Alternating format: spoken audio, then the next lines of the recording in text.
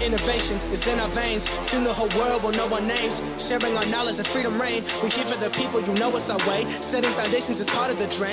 It doesn't matter if you're new to the game. Listen up now, cause we all gon' say,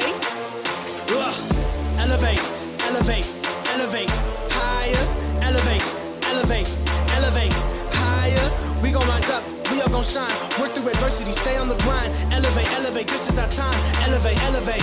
Welcome to the Elevate Podcast, everyone. It's so great to have you all on one more time. It's your boy Josh and Reg, and we're grateful to be back on with you yet again. We got some big things to talk about today, as per usual. First, we're going to get into the Barstool scenario we talked about with our members last week. We find out the reasoning of what happened, and we're going to kind of bat that around, but we're also finding out some of the politics going around with housing at the moment and ways that we can actually solve the issue with unaffordable housing. We'll be touching on that as well. We'll be hitting some Q&A that we received over the past week with some of our videos. So we get into all that. But first, Reg, how you feeling, dude? How you feeling? Was it a good week for you? It's been a good week. It's been a busy week. It's been a good week. I am sore from head to toe. I just actually started up with a personal trainer this week. I was like, okay, gonna start my fall off right. I know we still have a month left of summer, so I don't want to. I hate you. I don't want to start that, but I started with a local guy. He's from New Glasgow and does a lot of his stuff online. So I actually have a checkup with him later on today because he designed a workout plan for me, designed meal plans. So trying to get rid of the dad bod is what I'm trying to do. Ooh, is it because Jen likes hunky guys? Is that why? Like the dude from Outlander? And yeah, baby. I don't know. I'll just say that this one's for me. This one's for me. Wow. I want to be able to I want to go on Halloween and be able to show my midriff and show my abs and be like, you're look disgusting. At me. I'm going to do sexy Halloween this year. Oh my gosh. Call me daddy. I love it. I'm here for it. We'll definitely have to record that because that'd be amazing. Oh God. We'll also have to post it and say this is not meant for children because this is disgusting. Instant regret. Yeah, here we go. But how are you making out? What am I doing these days? Well, it's been good times down here in Maine. Been watching a lot of documentaries lately. Came across one on HQ Trivia, which I thought was very fascinating. I'm a big believer in, even though you're on vacation, I still want to watch things that are like educational and like helpful. So watching kind of the rise and downfall of HQ Trivia was a very interesting documentary.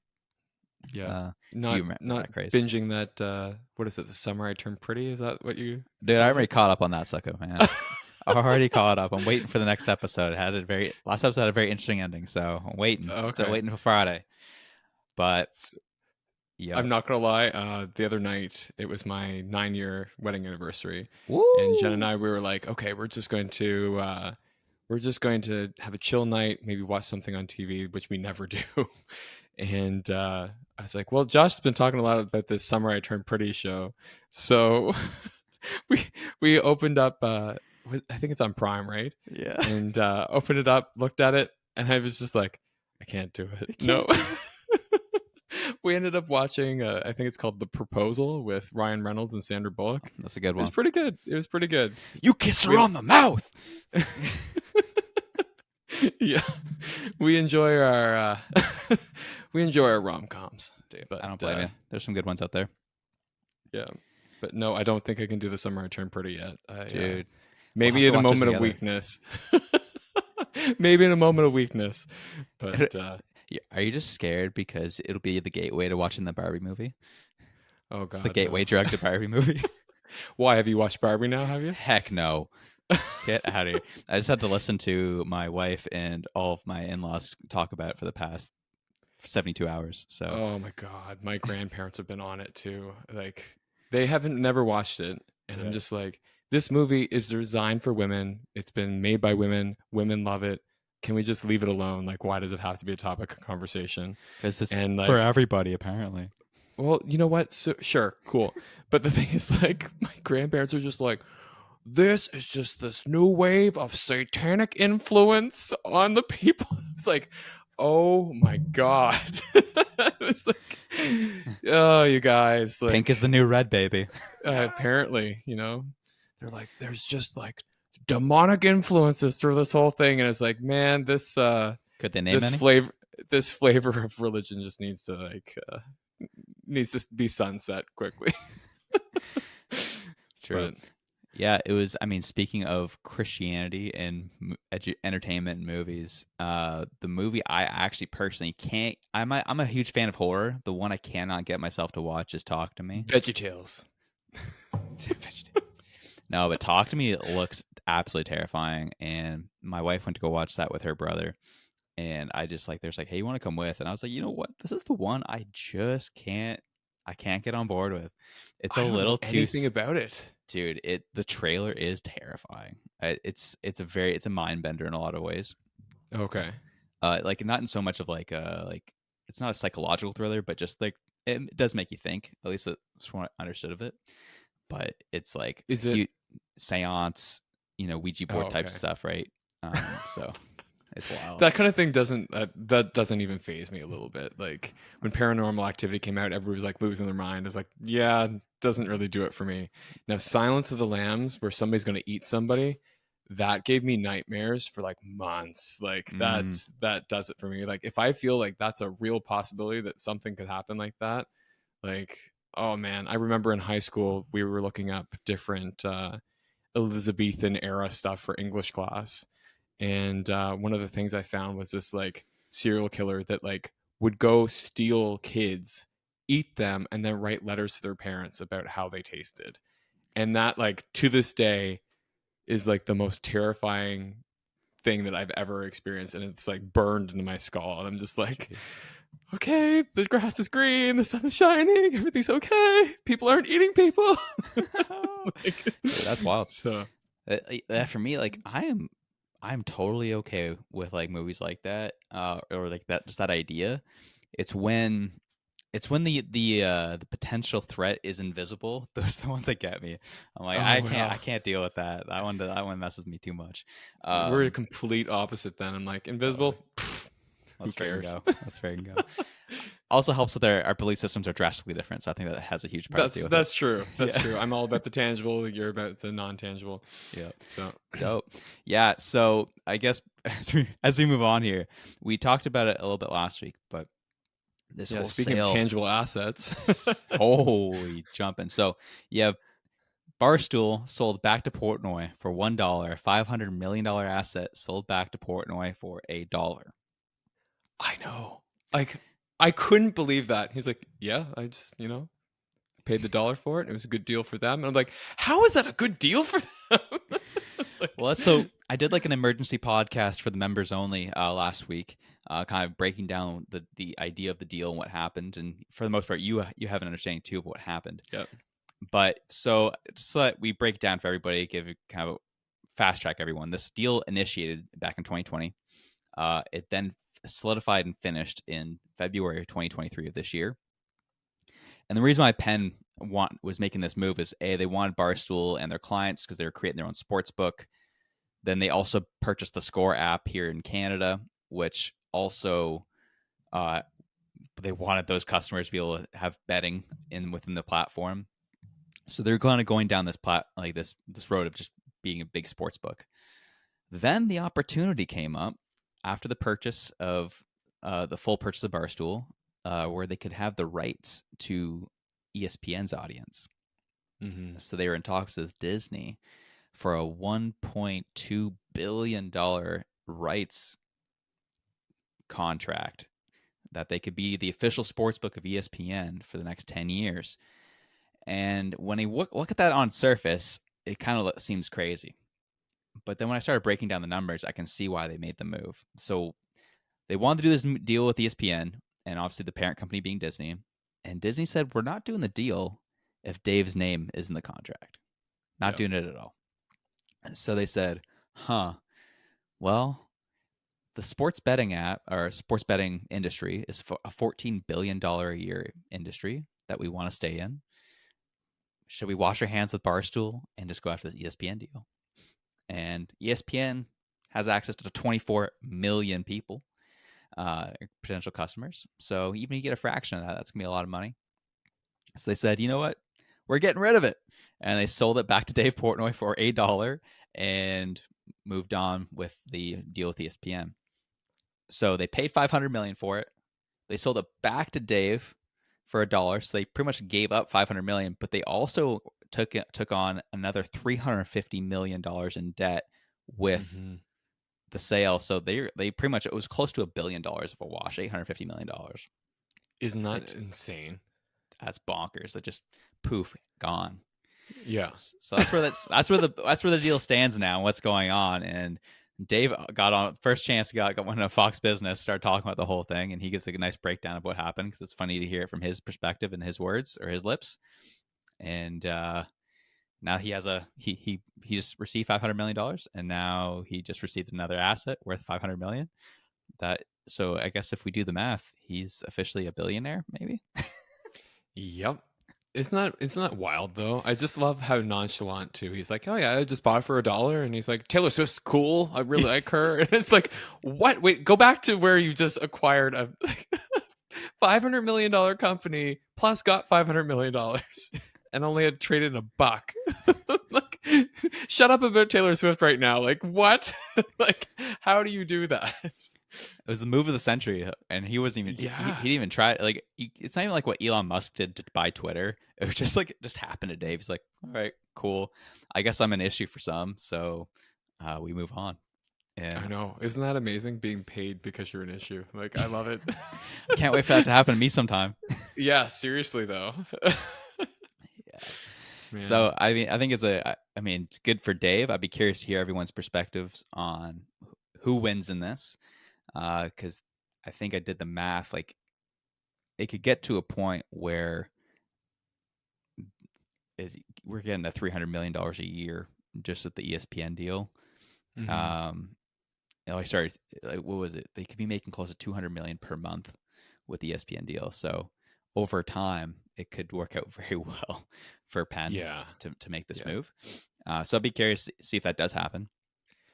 I'm just surprised that Disney was like, nope. Like, I'm not surprised at all. That they had just such a hard line on that. Like, that does surprise me that they're like, we don't care, wipe out $500 million. Like, do you know Dave's history at all? No, I don't. So he has had a lot of allegations against him of sexual misconduct. Oh, okay. None of which were proven to be true, but Business Insider did a whole hit piece on him. And so when the first narrative gets out, that's what the truth is that people believe about you. That's why he alluded to why he loves Taylor Swift so much, because when people lied about her, he's like, I identify with that. Oh, okay. Because like I heard that piece and I was just like, man, who's lying about you? Like, what's going on? Yeah. And so, okay. So there's a lot of stuff about him in the media of like things that he's done, and he ended up finding out later that the journalists were coercing all the witnesses of people who actually didn't really have any issues with him, or try to coerce them into making statements and false statements about him. That all came out in the courts. So it got ugly really quickly. But in general, if you don't really follow Barstool, you don't really follow Dave Portnoy, it's like you just hear what you hear in the mainstream. And that's the conclusion most have about him. So Disney's squeaky clean reputation cannot be associated with Dave Portnoy name. Well, no, you can't have a whole like empire built on princesses and then have somebody in your employment that's accused of, sexual assault or misconduct. But because like that believe in leadership, right? So yeah. Sorry, we'll get into that later. Yeah. Oh, are we? See, because my only thought is that like like when I thought of him, like I think of him as like the pizza bite guy. Yeah. And then obviously Barstool, but like I was just like, man, that doesn't seem like enough for Disney to be like, meh, no. But that kind of makes sense. Good old media, spinning whatever they can to make money. I saw that you clipped that one. I was like, okay, that one makes sense that we threw on our TikTok. The one before that, I was like, oh, Josh did me dirty there. Did I? What did I do? Oh yeah, you put the sad music behind me when I was saying like I think what the liberal mindset is when they're doing what is it, interviews and things like that, and why they're refusing interviews. I was like, this is kind of where I think their heads are at. And you like clipped it, put the sad music, put it all in black and white. I was just like, oh, that That butt. That had nothing to do with you, man. You were just speaking. You were quoting what these people are thinking. So that's what Oh we're yeah. mocking. We weren't mocking you. Oh no, it's okay. It's okay. Your time's coming. Don't worry. Don't worry about it. Let's go. I look forward. Once you get the skills for video editing, then you'll have the power. Oh, I have them. I just need the content. That's all. Oh, you have access to it. Anyways, we'll get into it. Meanwhile, back on the ranch. Yeah, here we go. So that whole story took place. I'll be interested to see where things go. I did find it funny that 24 hours after he purchased Barstool, he walks into the office and no one showed up until like 10 o'clock, 10:30. know. He was losing his mind. I love that. Gee. And then he was like, and they were like, "Are you gonna fire everyone like Elon?" He's like, "Elon's mean." He's like, "I'm not mean." He's like, "But these people need to show up on time." He's like, "So I'll give them a chance." I liked that. I was like, "That's good." Well, the vlog was hilarious of him Yeah. actually in the office. He's like, the people who sit in that corner, no one would care if they died tomorrow, and they're not even here. Yeah. Sheesh. That's why people don't like Dave Portnoy. There it is, right there. Yeah. What are you doing? But yeah, housing, dude. What's going on? First off, we're gonna take a hard left turn here, and a lot of questions keep coming up. Like, why is it so hard to make housing affordable? What are the things that we're hitting? I know we've kind of talked about this at various points as themes throughout the last few weeks, but it's constantly in our media. It's constantly coming up because, well, when people don't have places to live, that tends to be the forefront of their mind. Yeah, no kidding. And so that's kind of what we're going to get into today. Yeah. Yeah, and it just seems like right now, because we remember that the cabinet got shuffled. So our brand new cabinet minister for housing has gotten up there and he said, you know what we're going to do is we're going to make sure that housing is affordable for Canadians, but we don't want to drop the prices because, you know, that's a thing. And inflation's too high, so we need to keep on keeping on with interest rates being high. But we're definitely going to make things more affordable. It's like 80-year mortgages. It's like, bro, what? Like, where? How are you planning this? And like, that's a concern that I actually have. A real concern is because I know that in some countries you do have generational mortgages where mortgages are passed down from one generation to the next. And we don't want that. And so I was actually looking into some really good examples. I wish I could remember which state it was that did it, but just a second. I'm going to find it here.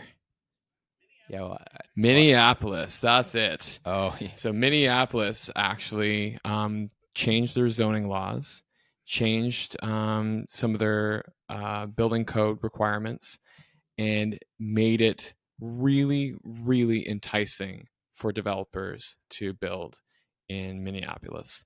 And they increased their supply, because that's the big thing. Is like, everybody's like, oh, you know, I know you keep saying supply, you conservatives keep saying supply, but it's more complex than that.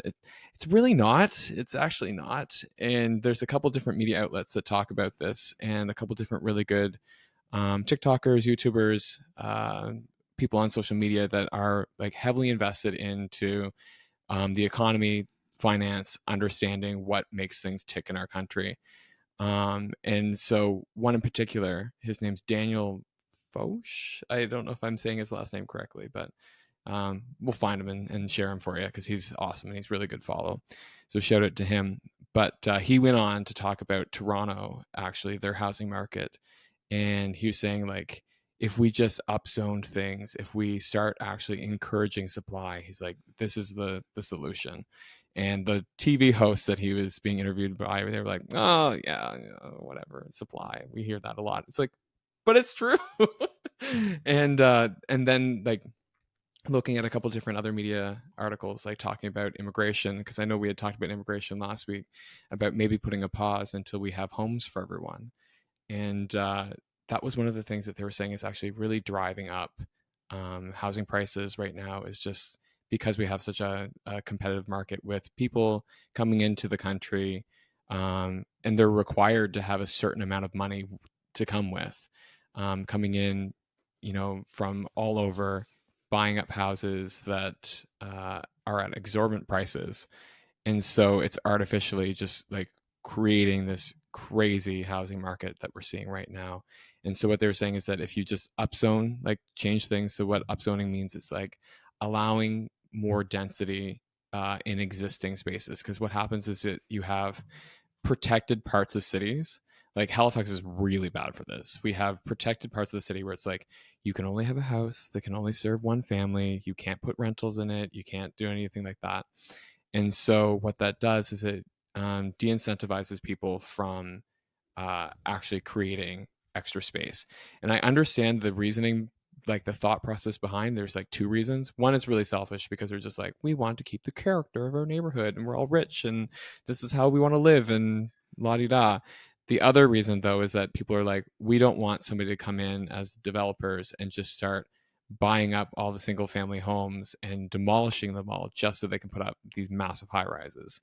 Because we see that happen in Toronto, especially like where my wife is from, in like young Eglinton area, along Redpath. Like they just completely flattened entire neighborhoods of like single family homes, duplexes, things like that, and put up these massive monolithic skyscrapers.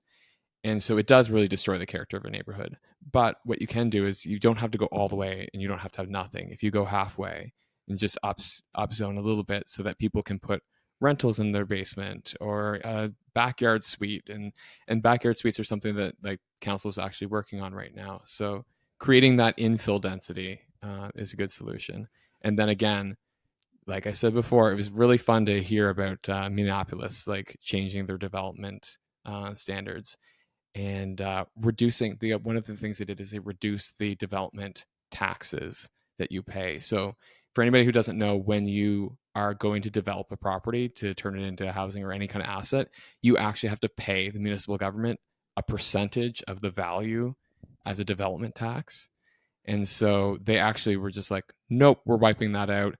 We're fast tracking projects. We've created like we've upzoned areas so that people can create actual units in their existing homes, and it's causing inflation to go down in that area. And people are actually saying, they're like, oh, I can afford to live here now. I can afford a brand new unit now because there isn't such a crazy amount of scarcity or a crazy demand that people can charge whatever they want. They can't. They actually have to bring it down in line with reality.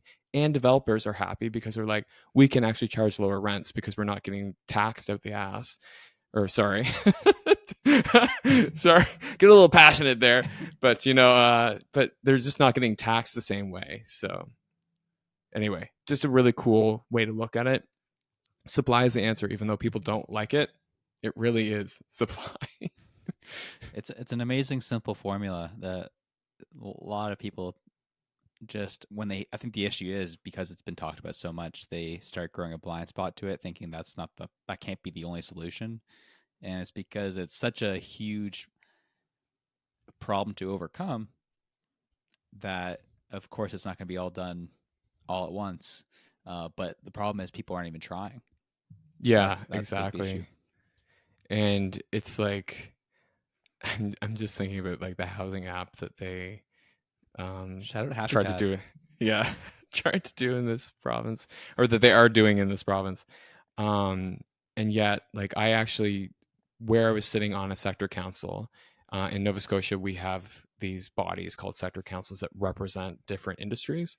So there's actually one for the construction sector council or construction sector. And so this body, I was talking to them, they're like, we don't have enough people to build things. And they're like, we just don't have enough like trained, skilled labor.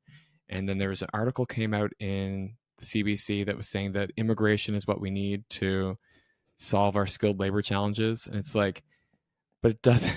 Like, you're just adding more people to the problem. And like, it's just interesting because it's like, they're like, we need more skilled labor, so we're going to bring in more people. But if we bring in more people, then we need more skilled labor for housing. So it's like, no, that's not the solution. And when you look at institutions like the community colleges that do the training courses for people to become skilled laborers, they're years on a wait list. Like, you could be already gung-ho, ready to work, ready to enter the trades and to learn a craft. And you have to wait 2 to 3 years before you can actually get into a program. And then after that, you have to go work as an apprentice for sometimes low to no pay. And so it's just not incentivizing people to enter that skilled trades. And they can't, and the people who can do it and who are actually going through and getting trained and then working for low to no pay as apprentices, they're looking at this going like, okay, now I need a higher wage just in order to be able to cover the debts that I incurred. And so some of them are even like looking at this and going, why am I doing this here? I'll just go out to Alberta for a couple of years so that I can do it there. That's literally what my best friend did. He's now a Red Seal electrician because he had to leave to go somewhere else where they actually paid for his schooling. There was spots available in the apprenticeship programs and in the colleges, and then he got a trade. It's like, that's how you do it. It's not like it's rocket science either. And so then if you bring those skilled workers out of those institutions and into the market, you're not going to have any problem building houses. It's just like, we have all the stone, wood, and metal that you could ever ask for in this country. So, I mean, that's the way to do it. Yeah, it's that whole Nova Scotia to Alberta thing. It's not even just that industry too. I even saw it obviously with Kelsey's experience as a school psychologist. They fast track everything in Alberta. It just seems like a lot more of an efficient process in a lot of ways. Yeah. Like even for her, like Kelsey, just to be able to be licensed officially as, get the full title, no more supervision, that type of thing, takes 4 to 5 years here in Nova Scotia. If you go to Alberta, you can get it done in 18 months. Yeah, and it's like, why? It's like crazy. People aren't, like losing their minds out in Alberta if somebody's, licensed in 18 months versus 4. So this is where I'm just like, it's needlessly cumbersome. So I think that what we need to do is we actually need to demand efficiency from our institutions, from our governments, from our, mostly our governments, because they're the ones funding the colleges. They're the ones funding the programs that run apprenticeships, that do certifications and things like that. And start demanding some efficiency and say, look, if they can do it and they're only a couple provinces over, we can do it here. Yeah. Well, that's just kind of Nova Scotia's MO and period, where it's wrapped up in process. That's always been its thing. And it hurts. It hurts at times. And people suffer from it, unfortunately. And I get where it comes from, where it's like, obviously you don't want to just like it become the Wild West.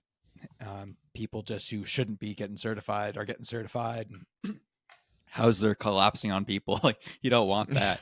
But there's also a point too where you need to eliminate some levels of process so that we can make things a little more efficient. So it's necessary.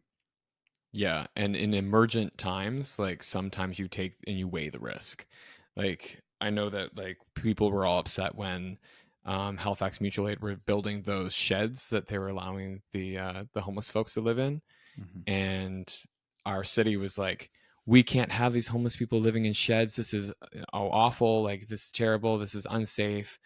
Blah blah blah blah blah. And it's like, yeah, but now they're not freezing to death on the ground. Like, you know what I mean? It's like, no, this isn't a solution, but this is mitigating some risk and accepting others, because you have to do something. You know what I mean? And I feel like that's where we're at, where it's like people are scared to do things. And I even saw it when, like, very briefly when I did that healthcare priorities panel and we were looking at family doctors. Like, one person literally set up when we were talking about the visioning process, and visions are supposed to be aspirational. They're supposed to be like lofty and you're supposed to shoot for the stars kind of thing. And this guy got up, he's like, that can never happen here. And I think that we just need to dial it back. And it's like, dude, older generation Nova Scotian. It's like, that's what's killing this province, is just that like small mindedness. It's like, when did we forget how to dream big? When did we stop accepting more? And I think it like kind of goes back to our history here of like kind of being screwed over a little bit by central Canada, by Quebec and Ontario for so long, that I think that people have got that defeatist mindset. And I think it's going to take a lot of work and the coming generations and the people who come here to actually change that. Absolutely. I think that's been the weird part. Like, I tend to get a perspective change anytime I come down here to Southern Maine, because I just see the infrastructure that exists. And Southern Maine is a very similar demographic to Nova Scotia, like a lot of older people, few young people, and but yet they have so much more than we have. Help me understand that.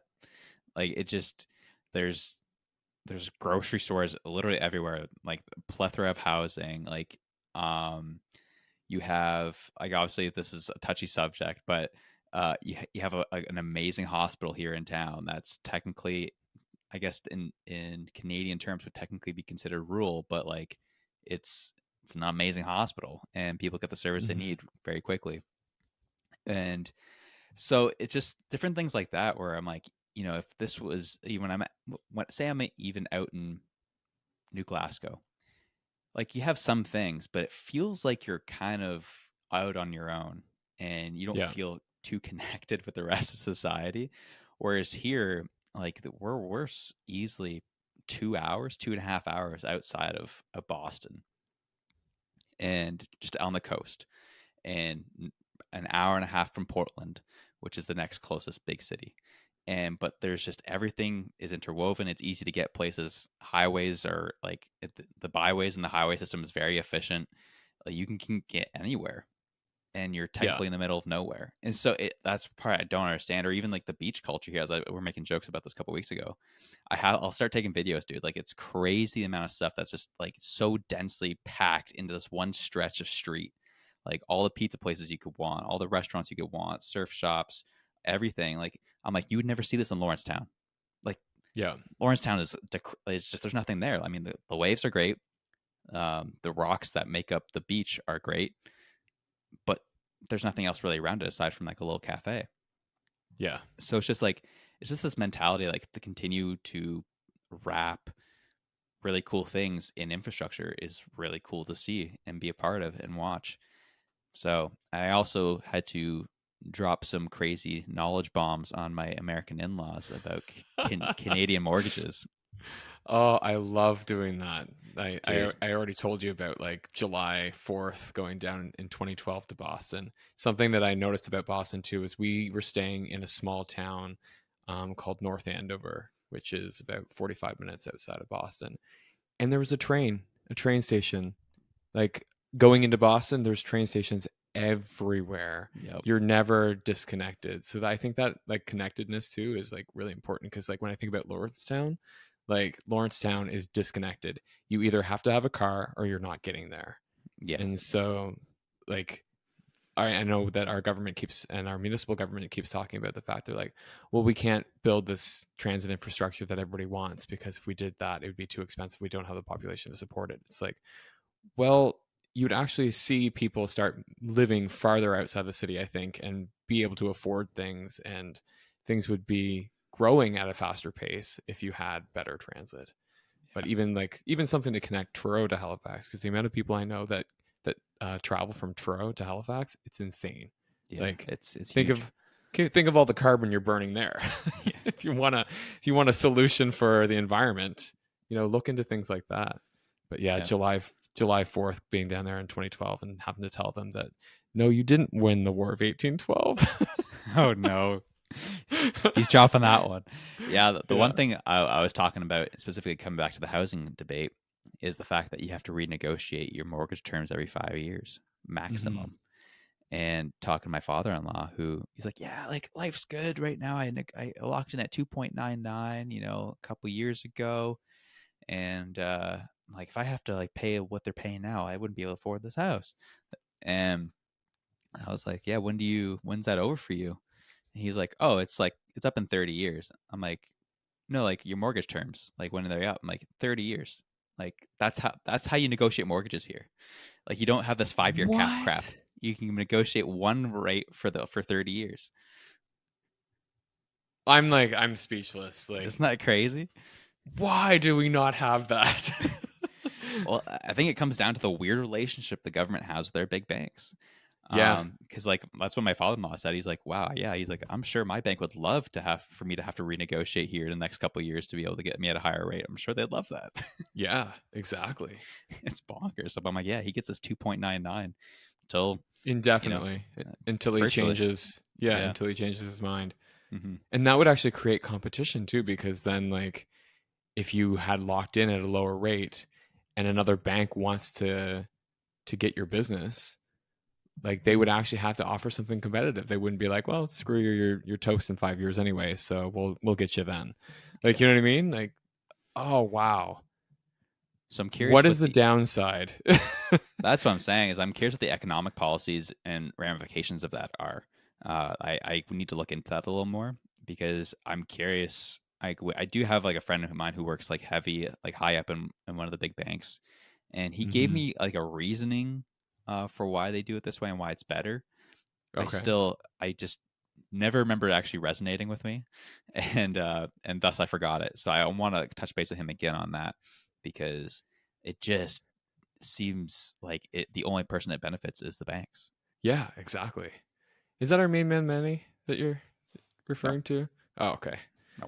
But yeah, that would not resonate with me either. You mean I can lock something in for the entire like length Duration of of my the mortgage. mortgage? Yeah. Like Ah. it's crazy, dude. So because I had a friend of mine, is actually friends of ours who she moved up from Philadelphia like 8 years ago, and she just bought a house 4 years ago here, and she was like stunned. There's like she went into like deal with the mortgage broker. She's like, yeah, no, I want that rate for 30 years. And there's like, no, that's not how it works here. She's like, what do you mean it's not how it works? I can do this back home. Why can't I get a mortgage at the same rate for 30 years? So that's Yeah, rough. just think of the savings that would actually create. I'm just thinking like, okay, so if because I think like people are like, oh, if the mortgage rates change, then you can automatically get a better deal. It's like, yeah, but then if the mortgage rates change, you would have like a breaking your mortgage fee that you'd have to pay, and then you just renegotiated a different, like, Yeah. you know what I mean? The banks wouldn't lose in that, but at the same time, they wouldn't just rake it in like they are right now. Yeah. So Just killing us. Killing I us over here. know, I know, right? Yeah, I'm sure a lot of these Jeez, guys are loving being able to get people locked in at 7%. I know. And like the worst part is like I have a friend who just bought a house, actually in between Truro and Halifax. Surprise.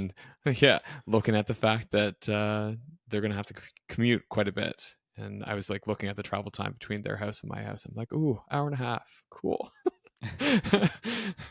But Yay. I love them, so I'll be visiting them. But yeah, so they just bought, and so they just locked their mortgage in for a house that's half a mil at 6.6%, I think it Mhm. is. I'm just like, ooh, that's wild. That's way more than I could afford, and I bought my house for more than that. So it's just because of the interest rate and the payments, just crazy. Yeah, we But gotta. That's how we artificially keep this keep prices lower. Um, and I think that's the thing that kills me. That's the visualization I have is like they're kind of putting this like fake, I guess, wrapping across the top of the chart so that the rates can't, so the prices can't go too high. But yeah, it's just a piece of plastic. oh, I know. They're inevitably going to shoot right through it, and it's only a matter of time. Like you can raise the rates as much as you want. It's just until you get more supply, this is the issue we're going to have. It's going to be there. Yeah, and I think that's going to be some of my work too. Is just like, because I've got a little bit of time on my hands right now. I think that's going to be some of my work is actually writing to Timmy, our good pal Tim, and Timmy being Timber. like, hey, because the provincial government here has the authority to supersede any laws or any taxes or anything that is kind of enacted by the municipalities. So, which is kind of funny because they can just walk in and be like, "Hey, city, do this." The city's like, "No, we don't want to." They're like, "Too bad. I'm playing my You're nope going to. card because I am the provincial government, and you have to do what we say." Um, so yeah, writing about like, here's some really tangible examples. Like, here's a Minneapolis example. Like, why aren't we looking at that kind of thing? Why aren't we looking at cutting development taxes and things like that? But yeah, trying to spread the word there and do some good work. Spread the good news. Yeah, It is possible. Yeah, we can do it. Yes, we can. So, oh gosh, Shadow 2008, baby. Yeah, it's about that time again. Ayo. Cool. So I want to jump into a little bit a quote that is being shared out of context. I'm still can't find the context it was shared in, but it was still interesting regardless. It was Klaus Schwab in an interview with an RTS station, and he said that in the new world, you have to accept total transparency. It will become part of your personality. Everything will be transparent. If you have nothing to hide, you have no reason to be afraid. Oh man, like this man, like some of the things that comes out of his face. Like I was listening to an interview with him and another person, and he was saying something equally as terrifying. He was talking about the end of democracy and how that with the rise of AI and predictive computing, that we'll be able to predict the next leader, and we won't need to go to the polls. We won't need to vote because we'll just predict. And like, so he's saying stuff like this all the time, and I'm just like, you are scary. Like, you are a scary man. Especially that voice he's got too, right? Yeah. Not helpful. Yeah. So again, it's the context is stripped of what surrounded these comments, but the reality of them, like, it's not too far off of what has said in the past and what he was getting at. But the reality is the new world is we do want to make sure everyone's monitored, that we know what everyone's doing, and that you stay in line. And so you should be comfortable with everyone knowing your business. It's for your safety, and that's where we're at, right? I'm trying to think of that movie. It was like, I think it was like Sal 3000 or something like that. It was like from back in the day. I think it was like back in the 80s or early 90s. They released this movie about this AI that kind of like takes over, and he's like making life miserable for everyone, monitoring everyone because like it's for the safety. And it's like, that's this guy is like literally that robot, but with a skin suit on, just like spouting these things out. And I'm just like, you scare me. Like, if you actually got into like some real power of a nation or something like that, like that would terrify me. Like, it's as much as we crap on the Americans for their ridiculous beliefs in some areas, like, one thing I can say about them is that, like, good on them for not like for their way of life and their vigor for their way of life. Because I don't know, our country, like, I'm looking at our leader and I'm like, Schwab says something and our leader's like, oh yes, Master Schwab, yes. Whatever you ask. We'll get it done. We'll destroy the Canadian media platform so that there's only one single source of truth, and it will be with my pal China, their platform. Well, it's the funny thing too, right? Because obviously living in a part, or right now I'm visiting a part of the States that's very blue or has blue parts to it, and for anyone who's confused by that, it's left leaning in this area. But even the left-leaning people would be considered right-leaning in Canada right now. Like, the conversations I'm having with them is really interesting. Like, I was talking to one connection that I have here, and we're talking about just the CRTC and how we have to limit how much American media we get because we don't want to be too influenced by American values. And they said, well, that's interesting. I was like, yeah. Like, there's like, so do you see any benefits or any costs from doing that? And I was like, I mean, the cool thing is, I guess, that there's music that gets really big in Canada that or otherwise wouldn't have been made big, because of CRTC rules. And then I brought up Bill C-19. And I was like, yeah, and they just passed a bill where they can do that with the internet now. And their first reaction was, you mean they're trying to control stuff on the internet that is attached to the World Wide Web? I was like, yep, that's what they're trying to do. And I'm like, yeah. And the quote unquote right-leaning people in Canada now nickname Canada to Chinata. And they burst out laughing so hard. And this is like a super left-leaning person. I'm like, they're just like, you know what? True though. That's crazy that you guys are dealing with that up there. That's nuts. And I'm like, yep, here that's what's happening in Canada at the moment. And it's like any opposition to these ideas, because like I've always considered myself a right, or sorry, not a right, a left leaning person. Like any opposition to these ideas at all, and it's just like, you're far right. Like, what? They're like, you're right up there with the people waving the Nazi flag. I'm like, no, I'm not. Apparently. See, But like, yeah, even just I was following Rachel Gilmore on Instagram, because I was like you're talking about her so much. I'm just like, you know what? I was like, I'm gonna see what she's all about, because I've seen a couple things by her, but I was like, let's just get the full meal deal.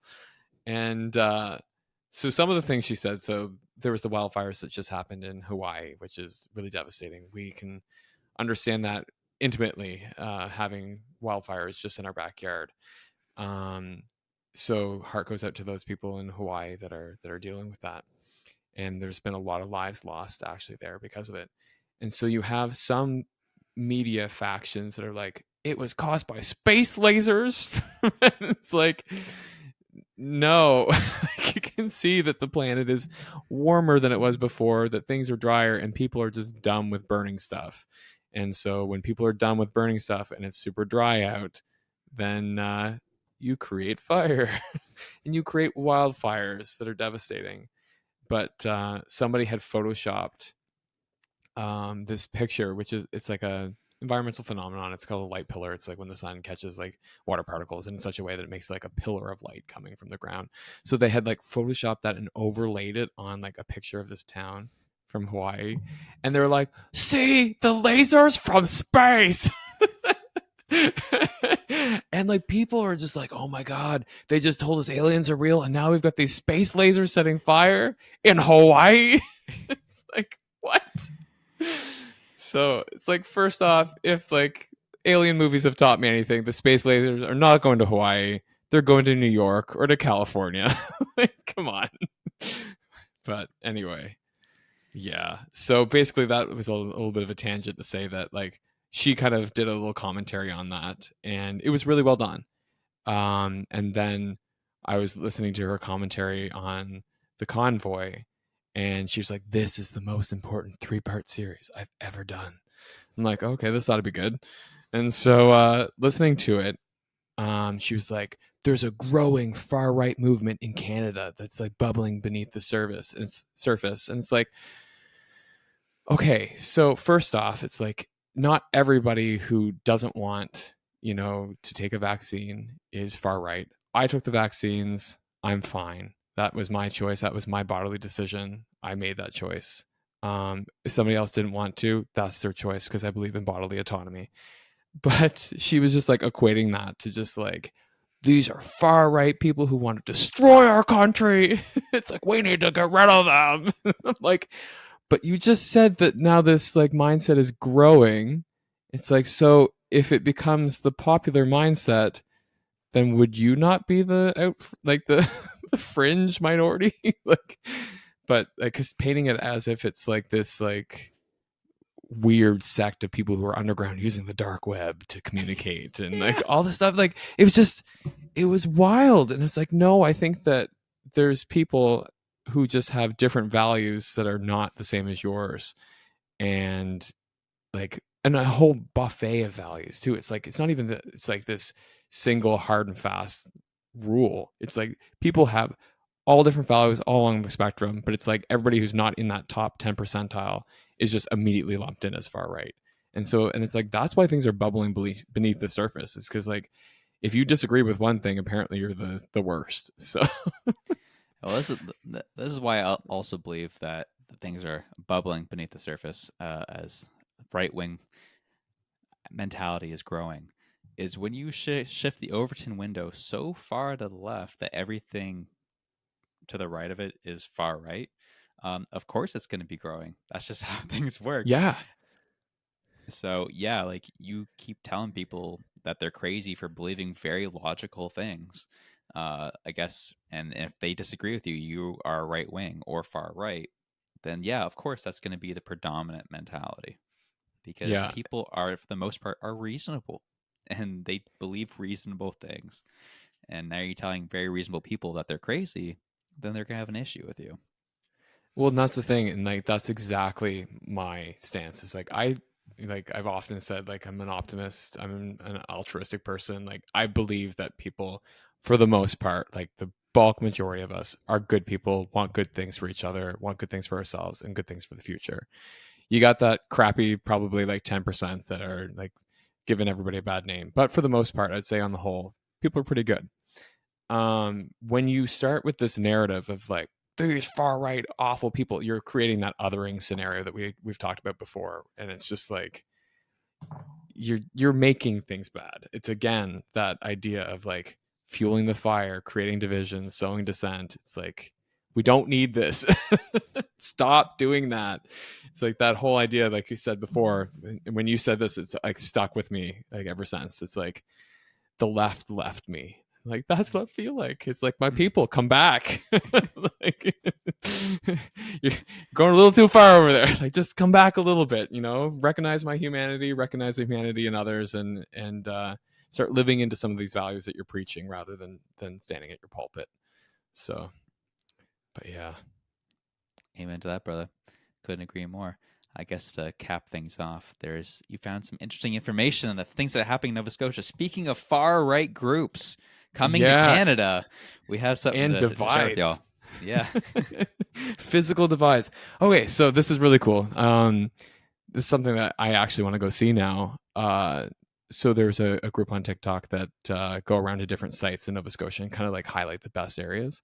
And so one thing they said, they were like, we were in Truro and we randomly found out that we have 4 pieces of the Berlin Wall that came down in 1989. Like the part of the wall that literally separated East and West Germany, huge piece of history, like just kind of sitting out in a field in Truro on the agricultural campus. And like looking, and they're like doing the pan of like the pieces of the wall, and there's like weeds growing all around it. I'm like, what the heck?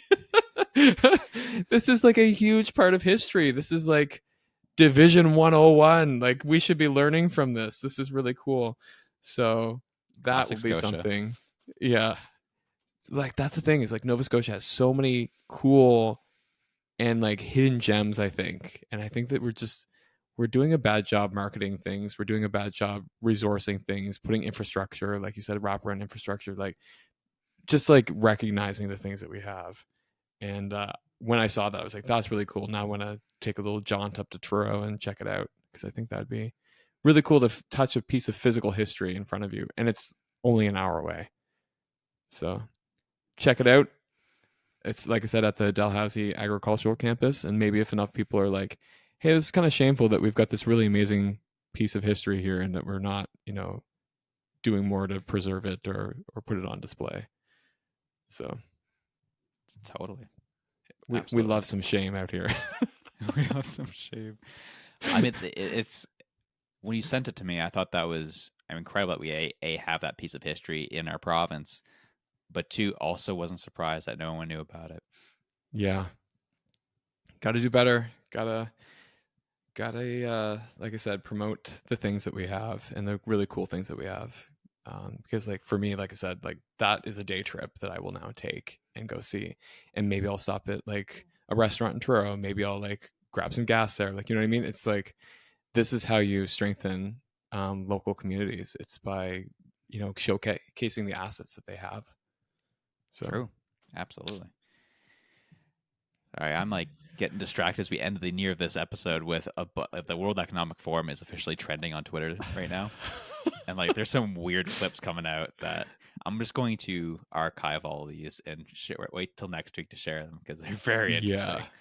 So you'll have to find that one where he's talking about the end of democracy, that we won't need democracy anymore, that we'll predict it. And It's like, whose prediction? They're like, of course it will all be like unbiased and, done the right way. It's like, whose right way? Well, so I guess I'll give you a taste of what I'm reading right now. I don't even believe this is true, but this is how crazy it's getting. This is another a clip from one of the WEF conference clips, I should say. And they kind of were talking about this computer that monitors brainwaves. and it sends data to your boss and to the cops and punishes you for wrong thoughts, is kind of what they're explaining. And the WEF conclusion in this presentation is, we already have this technology, so get used to it. Oh my God. It's like, do you realize, like, literal thought police, literal thought police. It's crazy. Like, I don't know, like that's what I'm saying. Like, it's at the WEF conference. So I'm gonna look into this video a little bit more and see what the context is. But from when I'm first reading, that's what it's saying. So Yeah, it's like, sounds crazy, but I'm just thinking, like, I'm a good person. I know that I am. That's like something I build myself, my whole perspective and my whole identity in. And I have intrusive thoughts where it's like, what happens if I just took this wheel and just, ran off the bridge? Like, you know what I mean? Like, you have weird intrusive thoughts all the time. And it's like, to be policed on that, like, and why the employer? Like, that's the other part. It's like, are you thinking of quitting? It's like, oh, we'll pre-fire you before you quit. Like, you know what I mean? Just what? because it's controlling us starts with their money, right? And that's why the employer. So yeah. But anyways, it's we're getting into crazy land a little bit. I know. Wasn't planned, but yeah, we'll save this for another day once we actually get our thoughts around what the heck this is actually talking about, and it'll be interesting. Maybe we'll save it for a members only episode to entice some of the listener folk to join us. Absolutely. Maybe we'll just do that. Awesome. Well, it was a pleasure to have you all with us once again. So whatever it is you're doing, whether you be going for a walk, going to Truro and checking out some actual history, or you're working out those biceps, whatever it is you're doing, wherever you are, we love you. We're out. Peace.